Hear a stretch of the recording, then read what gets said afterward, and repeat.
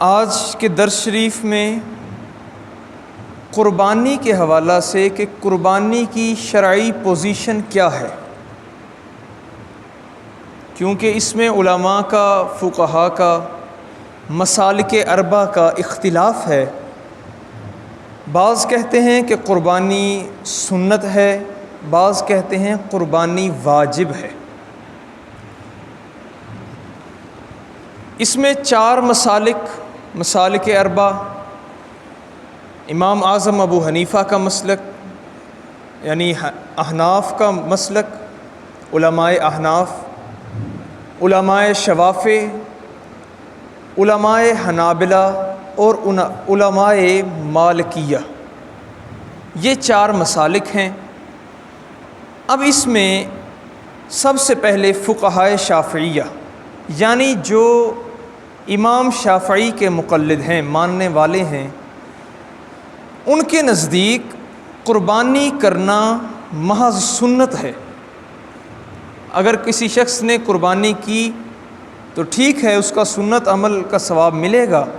اور اگر کوئی شخص قربانی نہیں کرتا استطاعت کے باوجود تو وہ گناہ گار نہیں ہے۔ یہ شافعیوں کے نزدیک، شوافع کے نزدیک یہی موقف ہے۔ فقہائے حنابلہ یعنی جو امام احمد بن حنبل کے ماننے والے ہیں، ان کے نزدیک قربانی سنت مؤکدہ ہے، اور جو فقہائے مالکیہ ہیں، امام مالک کے ماننے والے، یہ کہتے ہیں کہ قربانی سنت مؤکدہ ہے، اور جو قربانی کو ترک کرتا ہے باقاعدہ وہ گناہ گار شخص شمار ہوگا، اس شخص کو گناہ بھی ہوگا۔ اب یہاں تک تو تین مسالک وہ اس کو سنت ہی شمار کرتے ہیں، مگر احناف کے ہاں، امام اعظم ابو حنیفہ کے مقلدین، وہ قربانی کو واجب شمار کرتے ہیں کہ قربانی کرنا یہ سنت نہیں بلکہ واجب ہے، اور اس کے چند ایک دلائل وہ پیش کرتے ہیں کہ دیکھیں قربانی کرنا واجب کس طرح سے ہے۔ اللہ رب العزت نے قرآن مقدس میں ارشاد فرمایا فَصَلِّ لِرَبِّكَ وَانْحَرْ۔ اب یہاں لفظ وانحر اور تم قربانی کرو، اس کی دلیل وہ پیش کرتے ہیں کہ وانحر صیغہ امر ہے، اور اگر صیغہ امر وہ بغیر کسی قید کے واقع ہو تو وہاں واجب کا حکم لگتا ہے، یعنی جہاں صیغہ امر آ جائے اور کوئی اس کی قید نہ ہو، اس کو خاص نہ کیا جائے، تو اس کا حکم واجب ہی شمار ہوگا۔ اور دوسری دلیل وہ پیش کرتے ہیں، احناف دوسری دلیل پیش کرتے ہیں کہ حضور علیہ الصلاۃ والتسلیم نے ارشاد فرمایا جو شخص تم میں سے مالدار ہو، یعنی جو شخص تم میں سے مالدار ہو، صاحب نصاب ہو، اور قربانی کی استطاعت رکھتا ہو، اس کے باوجود وہ قربانی نہ کرے تو ایسا شخص ہماری عیدگاہ کے قریب بھی نہ آئے، جس کا مطلب ہے کہ قربانی استطاعت کے باوجود قربانی نہ کرنا، حضور علیہ الصلاۃ والتسلیم نے ایسے شخص کو اپنے سے دور کر دیا کہ ایسا شخص عیدگاہ، ہماری عیدگاہ کے قریب بھی نہ آئے۔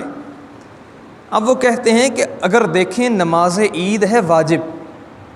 اگر ہم قربانی کو سنت شمار کریں تو پھر حضور علیہ الصلاۃ والتسلیم سنت کے چھوٹ جانے پر اتنے غضب میں نہیں آیا کرتے تھے۔ سنت کے چھوٹ جانے پر حضور علیہ الصلاۃ والتسلیم واجب سے پیچھے کرنے والے نہیں تھے، تو جس کا مطلب یہ ہے کہ قربانی واجب ہوئی، اور جو اس واجب یعنی قربانی کو ترک کر دیتا ہے پھر اس کے لیے نماز عید جو کہ تمام مسلمانوں پر واجب ہے، یہ بھی حکم ساقط ہو جاتا ہے۔ حضور نے اس عمل سے بھی کہ وہ شخص عید بھی نہ پڑھے، حضور نے اس سے بھی پیچھے کر دیا۔ تیسری دلیل وہ کہتے ہیں احناف کے ہاں کہ قربانی واجب کس طرح سے ہے، ہم اسے سنت شمار نہیں کرتے بلکہ واجب اس لیے شمار کرتے ہیں کہ اس میں ہمیں ایک روایت جو حضرت براء بن عازب کے حوالہ سے ملتی ہے. حضرت براء بن عازب آپ راوی ہیں، آپ کہتے ہیں کہ میں حضور علیہ الصلاۃ والتسلیم کے ساتھ نماز عید کے لیے تشریف لے جا رہا تھا کہ راستے میں نماز عید سے پہلے ہی میرے ماموں یعنی حضرت براء بن عازب کے ماموں نے حضرت ابو بردہ آپ کے ماموں، اب یہاں پر انہوں نے عید کی نماز سے پہلے ہی اپنا قربانی کا جانور ذبح کر لیا اور گوشت بھی بنا لیا. اب جب حضور علیہ الصلاۃ والتسلیم نے یہ منظر دیکھا کہ ابھی عید کی نماز نہیں ہوئی، اس سے پہلے ہی انہوں نے یہ عمل کر دیا، ذبح کا عمل کر دیا ہے، تو حضور علیہ الصلاۃ والتسلیم نے حضرت براء بن عازب کے ماموں حضرت ابو بردہ سے فرمایا کہ اے ابو بردہ، تم اب دوبارہ قربانی کرو. تمہاری جو پہلی قربانی وہ گوشت تو حلال ہے مگر وہ قربانی شمار نہیں ہوگی، تم دوبارہ قربانی کرو. اب اس مسئلہ سے احناف جو چیز اخذ کرتے ہیں کہ دیکھیں اگر حضور علیہ الصلاۃ والتسلیم نے قربانی واپس لوٹانے کا یعنی دوبارہ قربانی کا حکم دیا ہے تو اس کا مطلب یہ ہے کہ واجب ہی دوبارہ ادا کیا جاتا ہے، سنت دوبارہ ادا نہیں ہوتا، لہٰذا قربانی واجب ہوئی. اور ایک اور دلیل جو احناف پیش کرتے ہیں قربانی کے وجوب کے حوالہ سے، وہ کہتے ہیں کہ دیکھیں حضور علیہ الصلاۃ والتسلیم نے مسلسل 10 سال تک یعنی جب سے قربانی کا حکم آیا اس کے مسلسل 10 سال تک حضور علیہ الصلاۃ والتسلیم نے اپنی عمر کے آخری حصہ تک قربانی کی ہے، ایک بار بھی قربانی آپ نے ترک نہیں کی. تو جو کام حضور علیہ الصلاۃ والتسلیم مسلسل کر لیں وہ وجوب کے زمرے میں آتا ہے، وہ پھر سنت نہیں رہتا. ہاں سنت موقدہ تو وہ سنت کہ جس کے حضور نے تاکید کی ہو، لیکن جو حضور خود عملاً مسلسل کرتے رہے وہ وجوب کے زمرے میں آئے گا، وہ سنت موقدہ نہیں رہے گا. اب یہاں پر یہ 4 دلائل پیش کرنے کے بعد جو ہمیں چیز اخذ ہوئی کہ قربانی واجب ہے، لیکن قربانی واجب کس پر ہے؟ کیا ہر شخص پر قربانی واجب ہے؟ ہرگز ایسا نہیں، قربانی ہر شخص پر واجب نہیں. اس کی 2 صورتیں ہیں. اگر کوئی شخص، پہلی صورت تو یہ ہے کہ اگر کوئی شخص یہ کہے کہ میں یہ منت مانتا ہوں کہ میرا فلاں کام ہو جائے تو میں قربانی پیش کروں گا. اب خواہ وہ آدمی وہ مالدار ہو یا نہ ہو، صاحب نصاب ہو یا صاحب نصاب نہ ہو، جب اس نے یہ نظر مان لی، منت مان لی کہ میرا فلاں کام ہو جائے گا تو میں قربانی پیش کروں گا، اب اس پر قربانی کرنا واجب ہے، چاہے وہ صاحب مال صاحب نصاب نہیں بھی ہے. اور اگر یہاں ایک اور بات منت کے حوالہ سے، اگر اس شخص نے جس نے منت مانگی کہ میرا فلاں کام ہو جائے تو میں قربانی پیش کروں گا، اگر ایسا شخص اس نے جانور کو متعین نہیں کیا، یعنی اس نے کہا کہ بس میں قربانی پیش کروں گا، اب وہ کسی بھی حلال جانور کی قربانی، جو 3 اجناس بتائی گئی،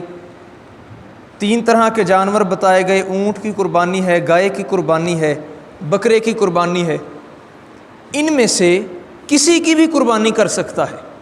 لیکن اگر اس شخص نے کہا کہ میرا فلاں کام ہو گیا تو میں بکرا قربانی کے لیے پیش کروں گا، اب وہ بکرا ہی پیش کرے گا، وہ گائے کی قربانی معتبر نہیں ہوگی. اب یہاں پر دوسرا جو پہلو ہے کہ قربانی کس پر واجب، ایک تو وہ شخص جس نے منت مان لی، دوسرا وہ شخص جو صاحب نصاب ہے، یعنی جو شخص مالدار ہے، اس پر بھی قربانی واجب ہے. مگر اس کے لیے چند شرائط ہیں۔ کیا ہر شخص جو مالدار ہو وہ قربانی کرے؟ نہیں، بلکہ وہ شخص جو مالدار ہو اور پھر وہ مسلمان بھی ہو، غیر مسلم پر قربانی نہیں ہے۔ اسی طرح وہ مسلمان ہو، آزاد ہو، وہ غلام نہ ہو، مسلمان ہو، آزاد ہو، یہ 2 شرائط ہیں۔ تیسری شرط کہ وہ شخص مقیم ہو، مسافر یعنی جو شرعی مسافر ہے، وہ 57.5 میل سے جو گھر سے زیادہ دور ہے، 57.5 میل سے زیادہ دور شخص، اس کے لیے قربانی واجب نہیں، چاہے وہ جتنا بھی صاحب مال کیوں نہ ہو۔ اب ایسے شخص کے لیے جو مقیم ہے، اپنے گھر سے قریب ہے یا اپنے گھر میں ہے، اور وہ مسلمان بھی ہے اور آزاد بھی ہے، اور پھر صاحب نصاب یعنی جس پر زکوٰۃ کا اصول لاگو ہوتا ہو، جس شخص کے پاس 52.5 تولے چاندی، 7.5 تولے سونا یا ان میں سے کسی ایک کے برابر رقم وہ موجود ہو، تو ایسے شخص پر جس میں یہ چاروں کوالٹیز، چاروں شرائط پوری ہو رہی ہوں، وہ مسلمان بھی ہو، آزاد بھی ہو، مقیم بھی ہو اور صاحب نصاب بھی ہو، ایسے شخص پر قربانی کرنا واجب ہے۔ اب یہاں پر ایک مسئلہ کہ ہمارے ہاں عموماً سمجھا جاتا ہے کہ صاحب نصاب سے مراد کیا ہے؟ صاحب نصاب سے مراد اگر کسی شخص کے پاس 7.5 تولے سونا ہے تو پھر تو وہ قربانی کرے گا ہی۔ اگر 7.5 تولے سونا نہیں بلکہ 52.5 تولے چاندی ہے، صرف چاندی ہے، تو پھر بھی وہ صاحب نصاب ہے۔ اور اگر 52.5 تولے چاندی بھی نہیں ہے بلکہ 52.5 تولے چاندی یا 7.5 تولے سونا کے مقابلے میں اس جتنی رقم ہے، پھر بھی وہ شخص صاحب نصاب ہی شمار کیا جائے گا۔ عموماً ہمارے ہاں یہ کہا جاتا ہے کہ اگر کسی شخص کے پاس وہ 52.5 تولے چاندی تو ہو، لیکن سونا کوئی 1.5 تولہ ہو، 1.5 تولہ سونا ہے، اب وہ کہتا ہے جی میں زکوٰۃ کیوں دوں، میرے پاس تو سونا 7.5 تولے ہے ہی نہیں، تو لہٰذا یہ عمل غلط ہے، یہ غلطی پر بندہ ہے، اسے چاہیے کہ یہ زکوٰۃ بھی دے اور اس پر قربانی بھی واجب ہے۔ اچھا، یہاں ایک اور مسئلہ جو عموماً درپیش آتا ہے کہ اگر کوئی شخص وہ صاحب نصاب تھا، اس کے پاس اتنی رقم موجود تھی کہ وہ 52.5 تولے چاندی تک پہنچ جائے، اور پھر بھی اب وہ جانور ایک لے آیا، اس رقم میں سے جو اس کے پاس موجود تھی جانور لے آیا، مزید رقم اس کے پاس نہیں ہے، اب وہ جانور لے آیا اور وہ جانور خدا نخواستہ قربانی سے پہلے ہلاک ہو گیا، یا قربانی سے پہلے اس میں کوئی عیب آ گیا، اس کی ہڈی وغیرہ ٹوٹ گئی، اس کی دم کو کوئی مسئلہ ہو گیا، اس کے کان کا کوئی مسئلہ بن گیا، اب یہاں پر اس میں کوئی عیب آ گیا، اب وہ شخص جو اپنے نصاب میں سے لے آیا تھا جانور اور اس کے پاس دوبارہ اتنا نصاب نہیں بنتا تھا، 52.5 تولے چاندی کی مقدار رقم نہیں بنتی تھی،